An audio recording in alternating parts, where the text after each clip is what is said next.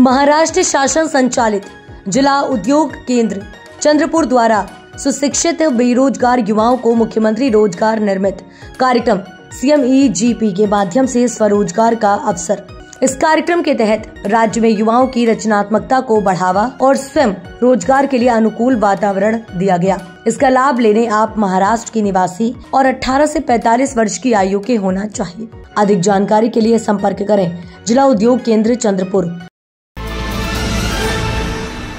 कभी नक्सल प्रभावित जिले के रूप में जाने जाने वाला गढ़चिरौली जिला अब स्टील सिटी के रूप में उभर रहा है।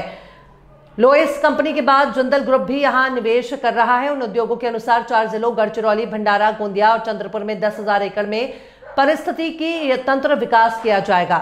उद्योग मंत्री उदय सामंत ने बताया कि 4,000 एकड़ के प्रस्ताव को हाल ही में मंजूरी दी गई है।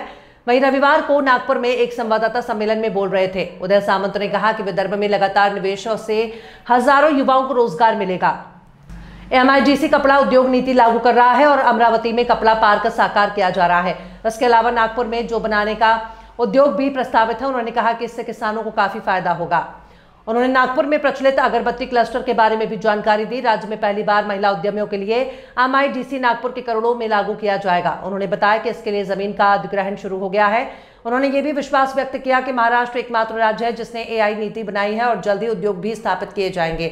उन्होंने स्पष्ट किया कि विदर्भ से एक भी प्रोजेक्ट गुजरात नहीं गया है। जैसे नागपुर का उद्योग भवन, इसी प्रकार राज्य के प्रत्येक जिले में औद्योगिक भवन स्थापित करने का निर्णय लिया गया है।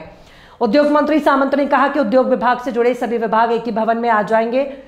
एडवांटेज विदर्भ को कुछ डील मिलने वाली है। उन्होंने विश्वास व्यक्त किया है कि उद्योगों को सुविधा देने के लिए जिलों में उद्योग भवन स्थापित किए जाएंगे और एक ही छत के नीचे सभी परमिट प्राप्त करने में मदद मिलेगी। विभाग ने एक पोर्टल शुरू किया है और कौन सी फाइल कहां अटकी है इसके बारे में आपको जानकारी मिल जाएगी। उन्होंने ये भी स्पष्ट किया कि व्यवसायियों को धमकी देने, रंगदारी मांगने और परेशान करने वालों को बख्शा नहीं जाएगा। आमचे सेक्रेटरी देखील त्याच्यासाठी आलेले आहेत। गडकरी साहेब आहेत, मुख्यमंत्री महोदय आहेत। तर तो MOU आम्ही इथंच करतोय ना, तो विदर्भासाठीचाच MOU आहे।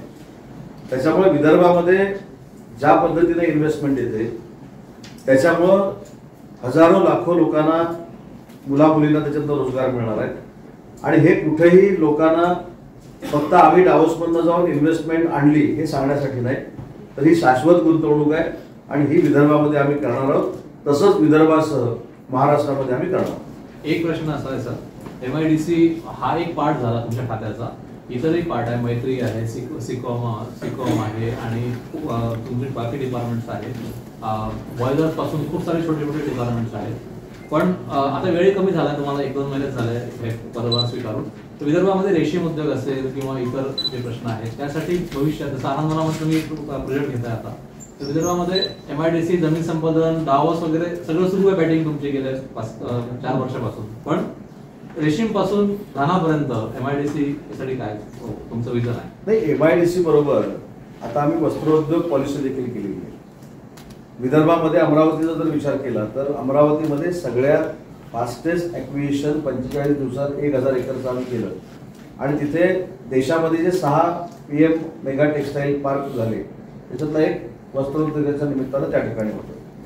आता काल देखील भाषणामध्ये मुख्यमंत्री महोदयांनी सांगितले की काही ठिकाणी आपल्याकडे कॉटन बेल्ट आहे।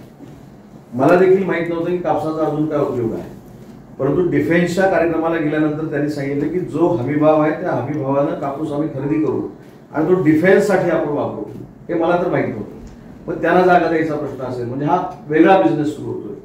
चंद्रपूरला आम्ही होतो, तिथे पितळेचं क्लस्टर करायचा निर्णय आपण घेतलेला आहे। गडचिरोलीमध्ये स्टील इंडस्ट्री होते।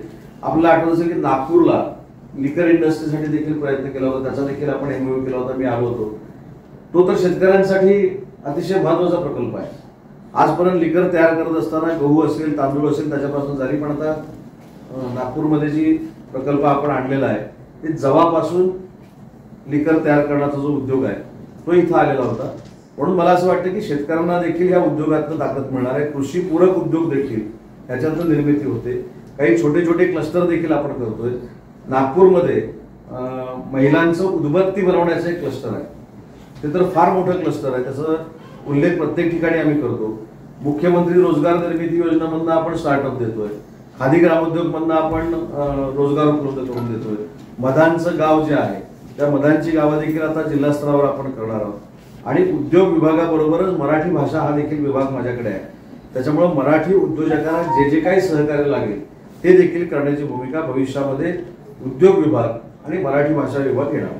आज MOU साईन होतात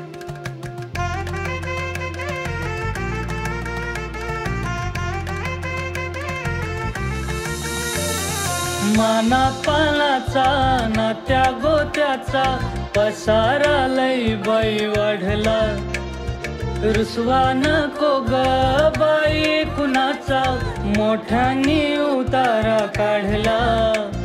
लगीन घाई सुचून देई खरेदीने पणा काढला,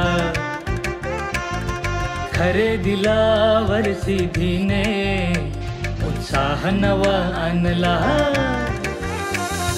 बांधला बसका बांधला, बांधला बसका बांधला, बांधला बसका बांधला, बांधला बसका बांधला।